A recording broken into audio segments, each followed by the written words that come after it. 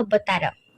ଭଗବାନ ବିଷ୍ଣୁ ହେଉଛନ୍ତି ହିନ୍ଦୁ ଧର୍ମର ତ୍ରିମୂର୍ତ୍ତି ମଧ୍ୟରେ ଜଣେ, ଯିଏ ସଂସାରର ପାଳନକାରୀ ଓ ରକ୍ଷକ ଭାବେ ପରିଚିତ। ଯେପରିକି ବ୍ରହ୍ମା ସୃଷ୍ଟି କରନ୍ତି, ଶିବ ନିଃଶେଷ କରନ୍ତି, ସେହିପରି ବିଷ୍ଣୁ ସମସ୍ତ ଜୀବଜଗତର ପାଳନ କରିଥାନ୍ତି। ସେ ଶାନ୍ତି, ଧର୍ମ ଓ ନ୍ୟାୟର ପ୍ରତୀକ। ଭଗବାନ ବିଷ୍ଣୁ ଶେଷନାଗ ଉପରେ ଶୟନ କରୁଥାନ୍ତି ଓ ତାଙ୍କ ପାଖରେ ଥାନ୍ତି ଲକ୍ଷ୍ମୀ ଦେବୀ।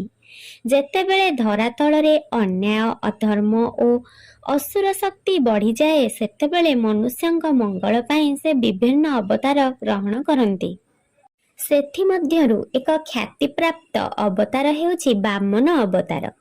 ବଳି ନାମକ ଜଣେ ଅସୁର ରାଜା ତାଙ୍କ ଦାନଶୀଳତାରେ ପ୍ରସିଦ୍ଧ ଥିଲେ, କିନ୍ତୁ ତାଙ୍କ ଗର୍ବ ବଢ଼ି ଯାଇଥିଲା। ସେ ସମସ୍ତ ଲୋକରେ ଶାସନ କରିବାକୁ ଚାହୁଁଥିଲେ। ତେଣୁ ଭଗବାନ ବିଷ୍ଣୁ ଜଣେ ବାମନ ବ୍ରାହ୍ମଣ ରୂପେ ଅବତାର ଗ୍ରହଣ କଲେ। ବଳିଙ୍କ ସଭାକୁ ଆସି କହିଲେ, ମୁଁ କେବଳ 3 ପାଦ ଜମି ଚାହୁଁଛି। ବଳି ସେହି ଅନୁରୋଧ ମାନିନେଲେ। ତାପରେ ବାମନ 3 ପାଦରେ ବିଶ୍ୱକୁ ଆବରଣ କଲେ। ପ୍ରଥମ ପାଦରେ ପୃଥିବୀ, ଦ୍ୱିତୀୟ ପାଦରେ ଆକାଶ ଓ ତୃତୀୟ ପାଦ ପାଇଁ ଅବଶିଷ୍ଟ ସ୍ଥାନ ନଥିଲା। ବଳି ନିଜ ମୁଣ୍ଡ ଆଗକୁ ଦେଖାଇଦେଲେ ଏବଂ ବିଷ୍ଣୁ ସେଠି ପାଦ ରଖି ତାଙ୍କ ଗର୍ବ ଭଙ୍ଗ କଲେ। ଏହି କାହାଣୀ ଆମକୁ ଶିଖାଏ ଯେ ଗର୍ବ ମନୁଷ୍ୟର ପତନର କାରଣ ଏବଂ ଭଗବାନ ସର୍ବଦା ଧର୍ମ ଓ ସତ୍ୟର ପକ୍ଷରେ ରହନ୍ତି।